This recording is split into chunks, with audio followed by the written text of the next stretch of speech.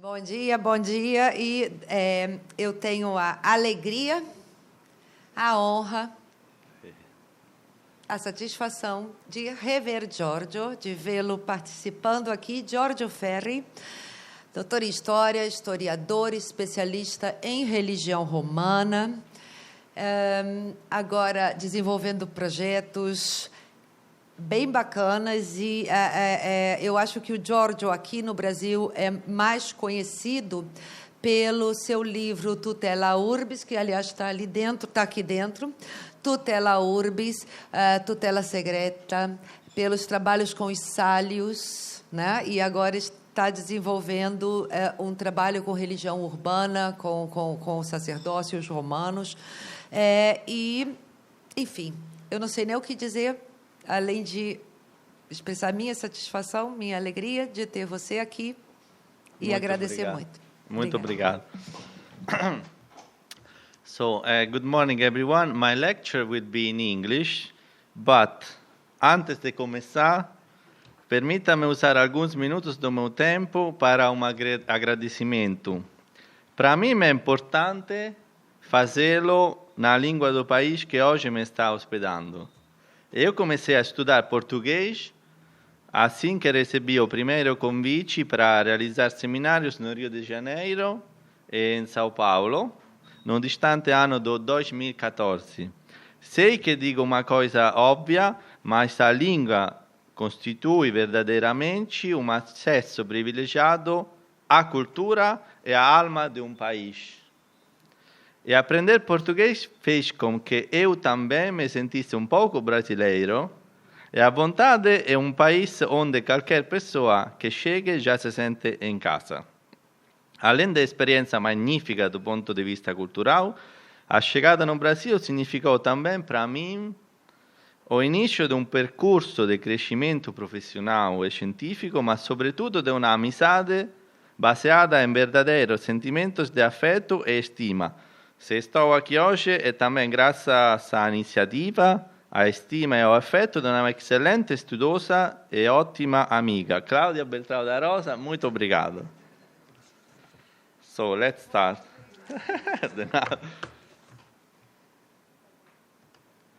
So, it is common knowledge that religion permeated every aspect of the life of Romans, and that religion at Rome had a fundamental ritual dimension.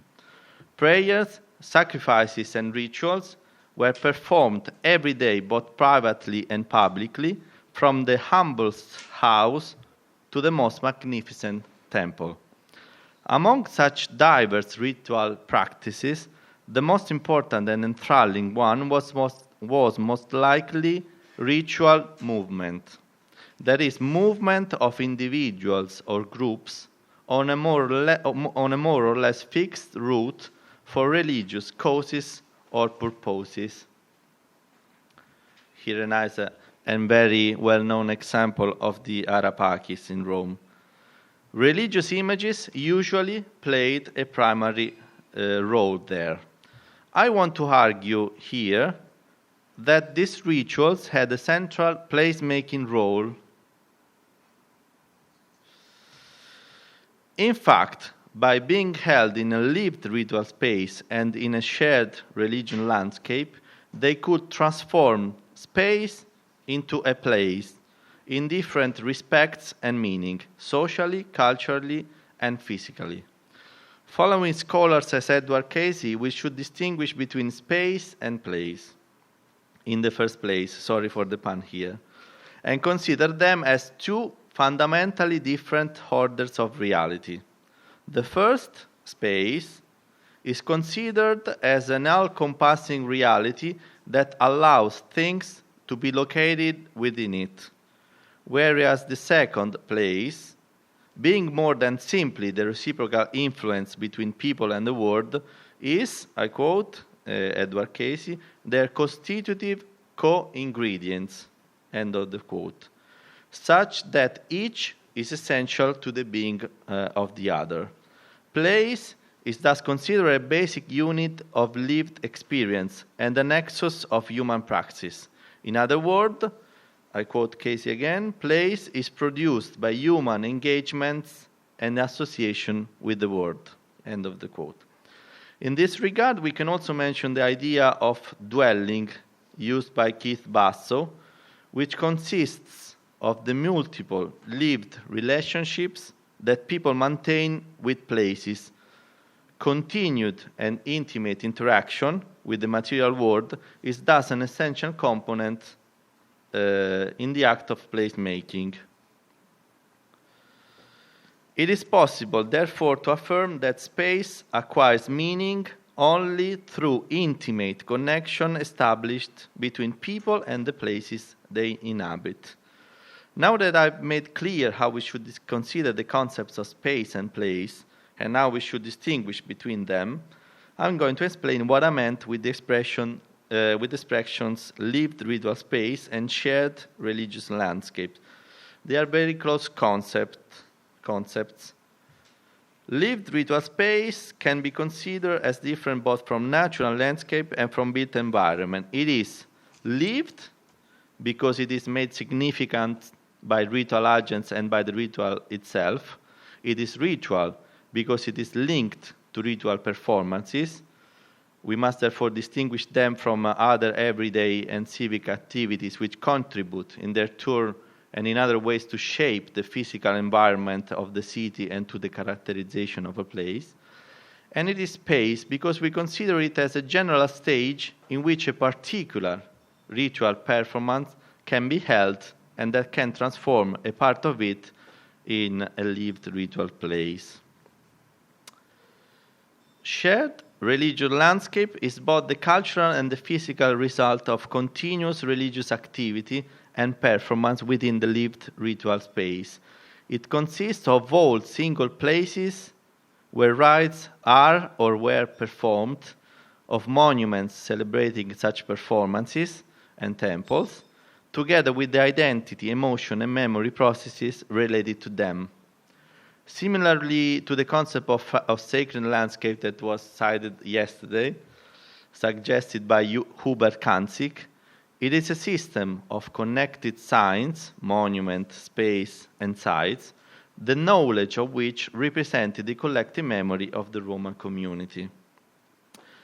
As Cecile Feldman-Weiss argues in an excellent article about ritual performances in Roman Ephesus, I quote, performance should be considered a vital element within the urban built environment and integral to the creation of city as a place. End of the quote. We can say, therefore, that continued ritual performance contributes to the characterization and transformation of space into a place, shapes and becomes part of the shared religious and cultural landscape, becomes embedded in the physical landscape.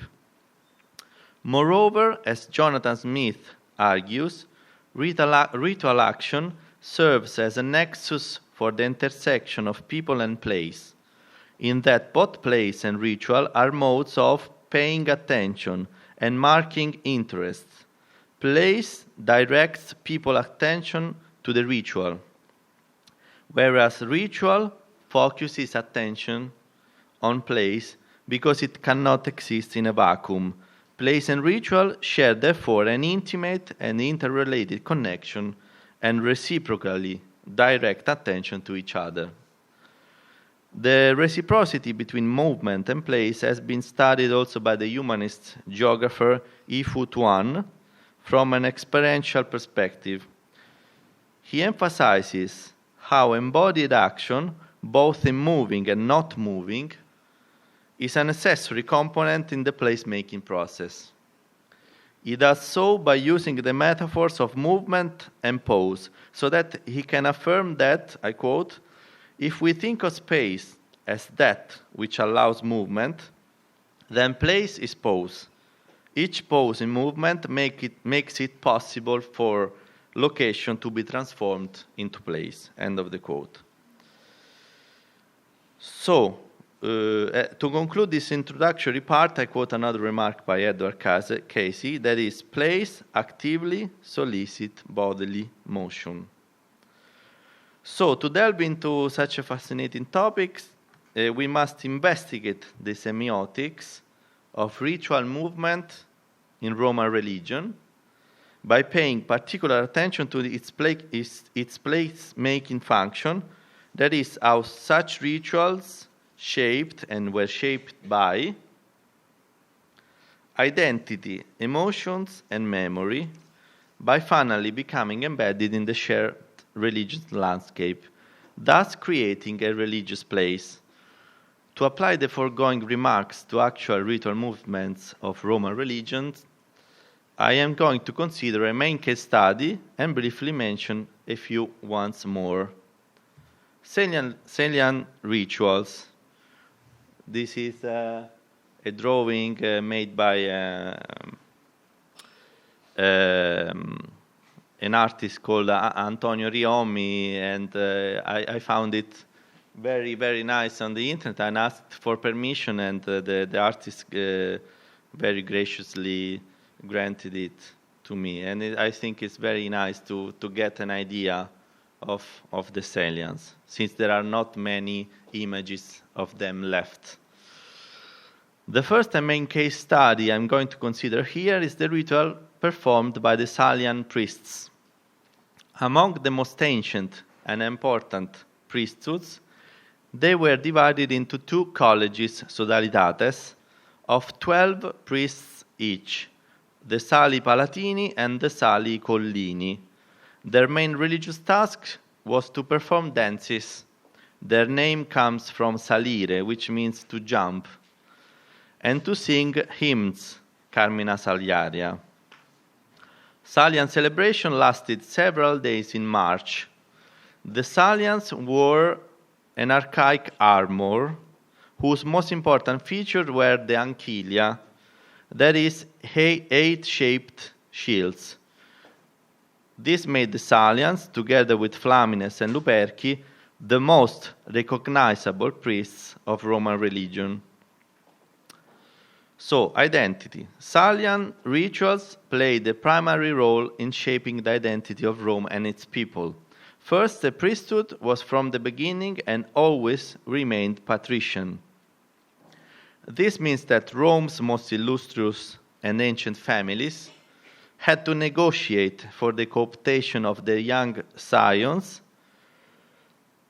The priesthood was in fact a very prestigious first step in the cursus honorum, as usually the cooptation took place at a very young age, when both parents were still alive.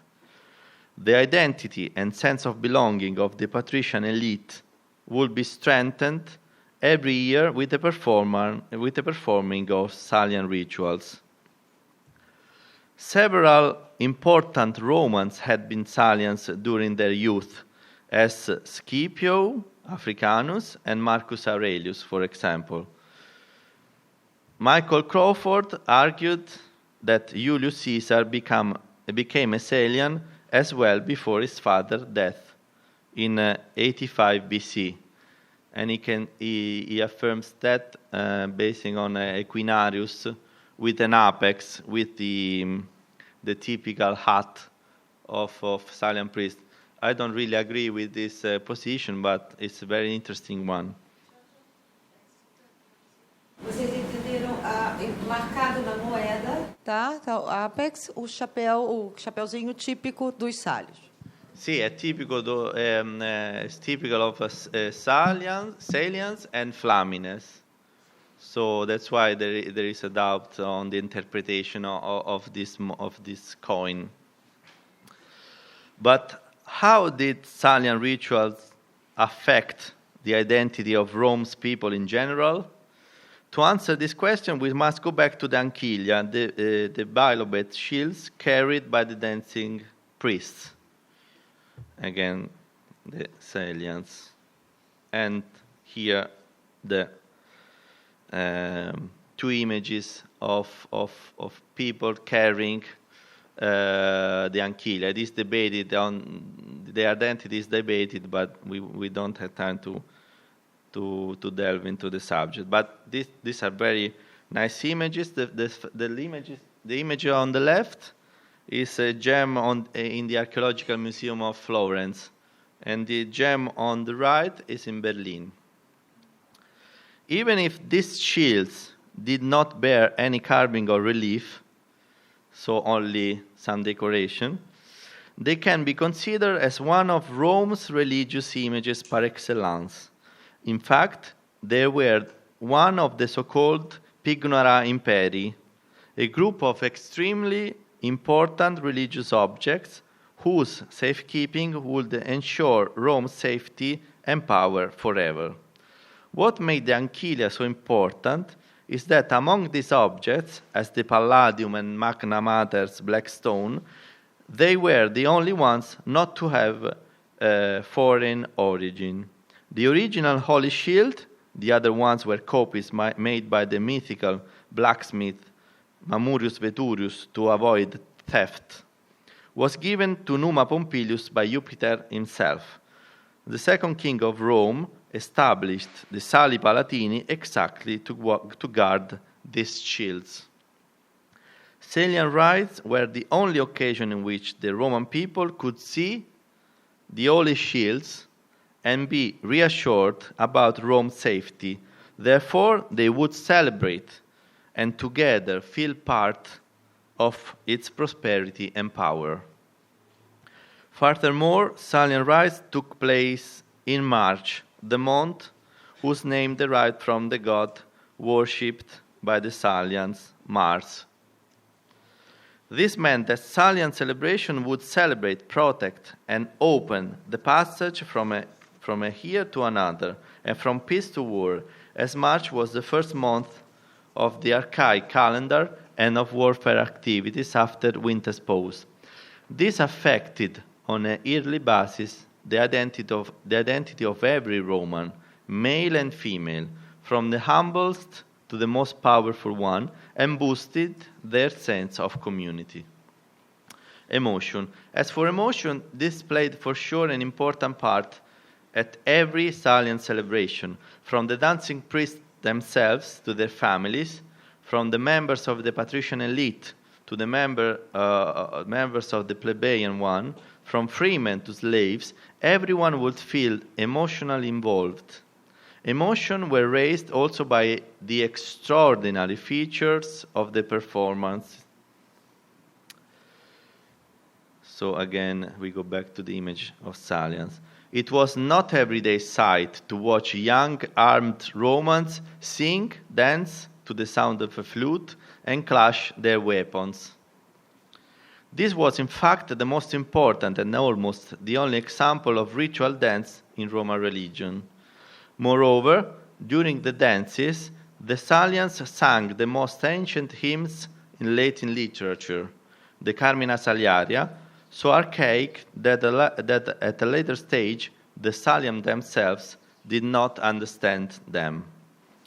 Emotion could be raised by other remarkable features of the ritual. As we know from Seneca, who compared the Salians to the fullones, dye workers whose task was to tread on clothes, they danced and jumped very heavily. You see an image of the fullones from Pompeii.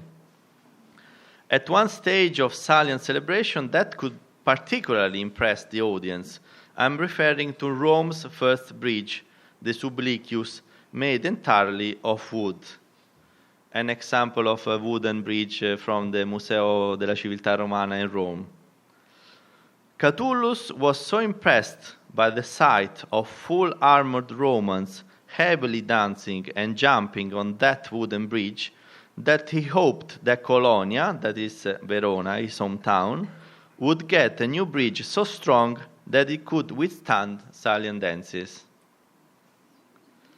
Memory. Such rituals did also affect memory.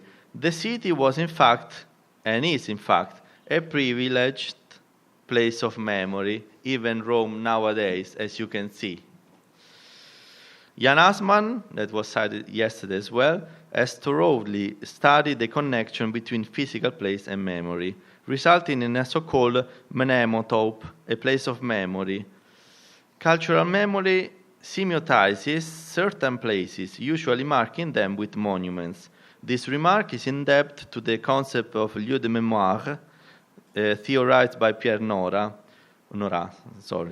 These places of memory do not necessarily represent a topographical place, but can be linked to other aspects of memory, such as a feast or a symbol. As regards the Salian rites, their celebration throughout the centuries not only became part of the memory of every Roman who was able to take part to them at different levels, but it were also deeply linked and associated with the place where the rituals were performed. Place make it function.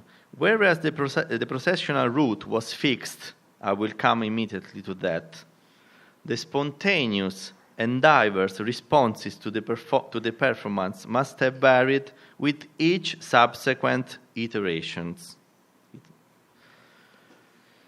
The experience and the memory of the procession would have differed for each person based on his or her level of participation, civic position, social status, age, and any number of other relevant factors.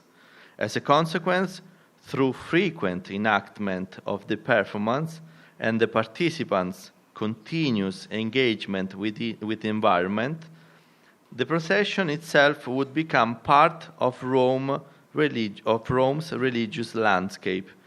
The relation among the performers, the built environment, and the landscape contributed to constantly build up Rome's lived ritual space and shared religious landscape, thus single religious and Salian places.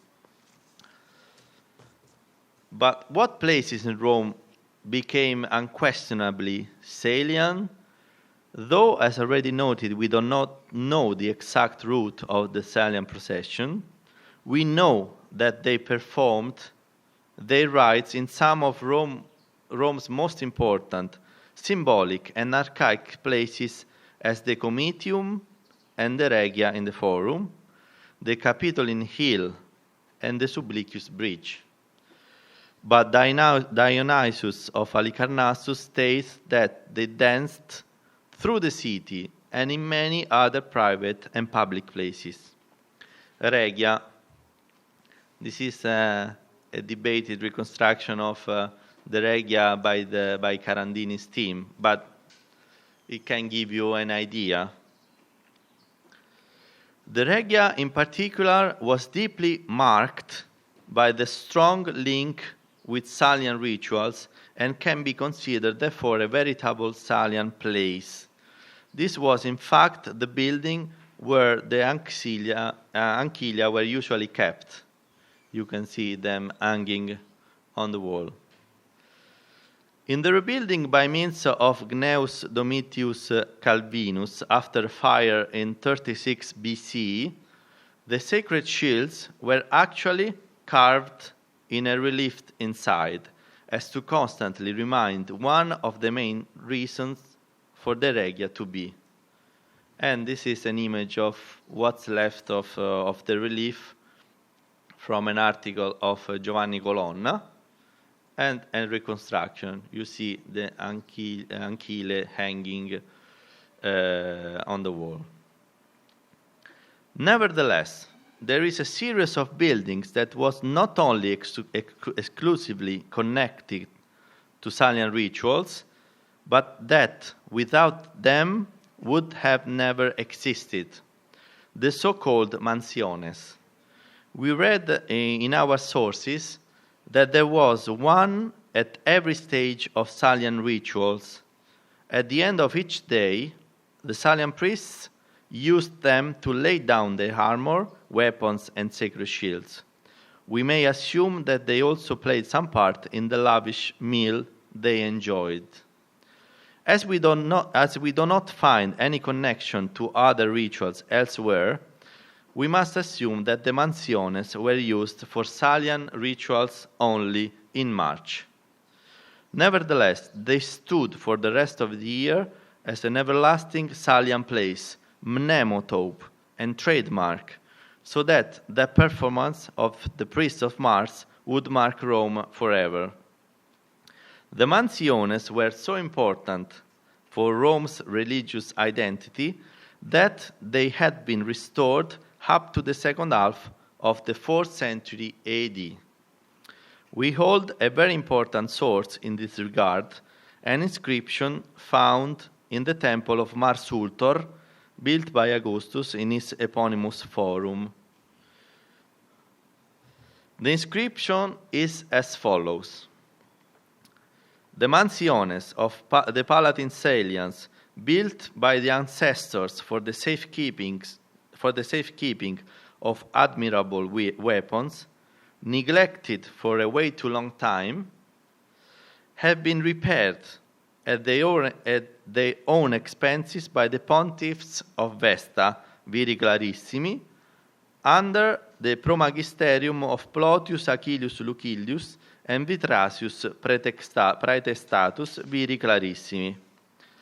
I have suggested in a 2015 article that this restoration could have been made on Emperor Constantius II's official arrival to Rome in 357 AD.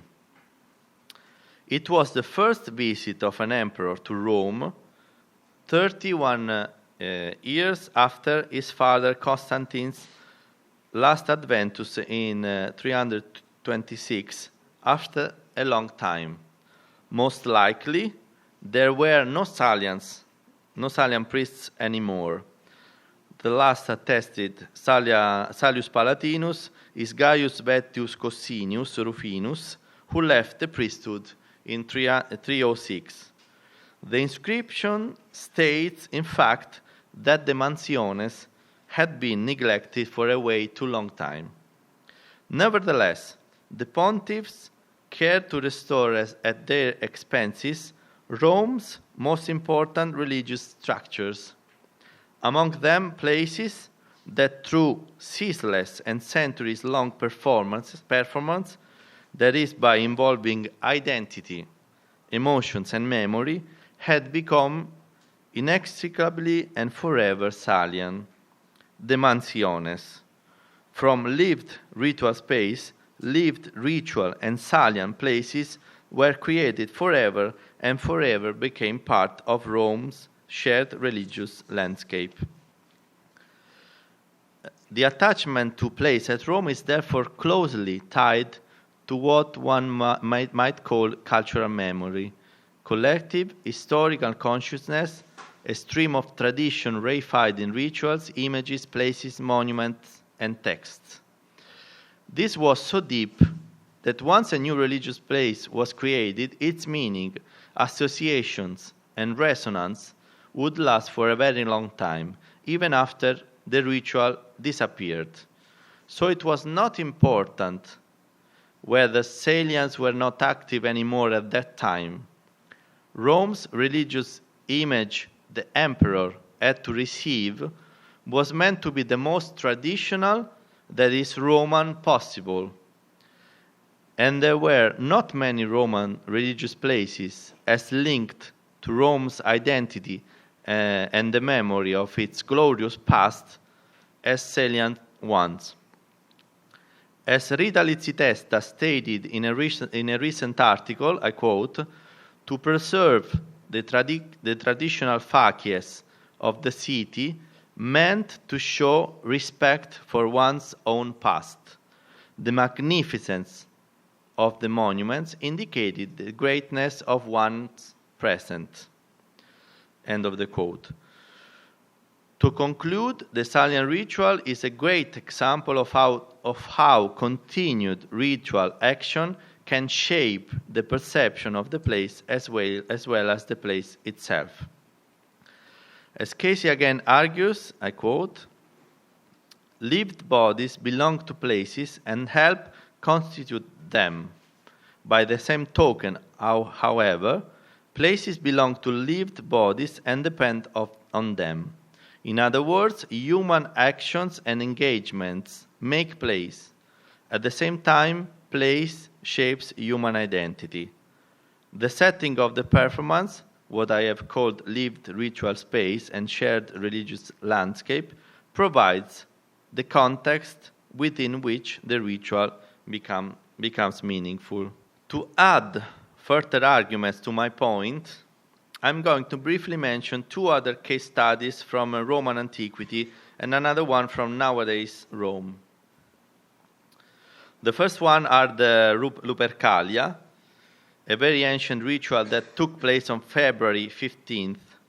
Similarly to Salient rituals, it was a ritual deeply involving identity, emotion, and memory of the Romans.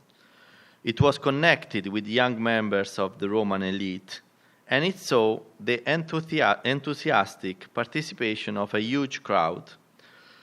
The spectacle of completely or almost completely naked young Romans, you see one of the few representations of a Lupercus, running from the Lupercal, the cave where the she-wolf took care of Romulus and Remus at the foot of the Palatine, up to the Forum, and lashing women who hoped to become pregnant with a whip made of goat skin. We see here a sarcophagus from the Museum of the Praetextatus Catacombs in Rome. Must have been for sure emotional, impressive, and had to deeply remain in the audience's memory. It had also much to do with the Romans' identity, as it has been considered not only an initiation ritual, but it also recalled and reactualized Rome's origins, going back to the legendary twins. The Lupercalia were so important for Rome's religion that they were still celebrated in 495 AD. Moreover, they were among the rites chosen to be celebrated in the new capital, Constantinople. This is where we can clearly identify the strong placemaking function of important rituals. In order to be an altera Roma, another Rome, the new city founded by Constantine, with both pagan and Christian features, had to be the stage of other Lupercalia that were to be celebrated at least until the 10th century AD. The same process underwent the last ritual of Roman religion I'm briefly going to consider here, that is the Pompa Circensis. And you see here a sarcophagus from the Basilica of St. Lawrence outside the walls in Rome. As Jacob Latham states in the excellent book dedicated to it, I quote, "The itinerary of the Pompa Circensis may be considered an archive of cultural memory encompassing some of the most historically saturated terrain of the Republic and even imperial city. And its root constituted a landscape of memory that was central to elite Roman identity." End of the quote. Once it became an integral part of Rome's shared religious landscape, through continued performance and by means of the placemaking process we have thoroughly analyzed before, the Pompa Circensis was to become one of the most important rituals of Constantinople, being introduced there upon initiative of Emperor Constantine himself. The last ritual I'm going to quickly consider to further prove my point by moving in time but not in space, as you can see, takes place in contemporary Rome in the second half of July in the Trastevere quarter. It is the procession dedicated to the Virgin Mary, more exactly to Our Lady of Mount Carmel, and celebrated since 1535, when some fishermen found a wooden statue of the Virgin in the mouth of the Tiber after a storm. This is also why this Madonna has been called Madonna Fiumarola, the river's Madonna. This festival has always been very important for the Romans in general and for the people of Trastevere in particular. In fact, the more recent and non-religious festival associated to the procession is called the Festa de Noantri, meaning our festival, that is the festival of Trastevere inhabitants in opposition to all other quarters of Rome on the other side of the Tiber. Needless to say that Trastevere comes from Transtiberim, meaning on the other side of the Tiber. And here you have a nice image taken from the film dedicated by Fellini to the city of Rome, and he regarded this festival as very important to explain, no, to people not only in Italy but also in the world what was important for the Rome's identity. Nowadays, Rome, of course. The film is 1972.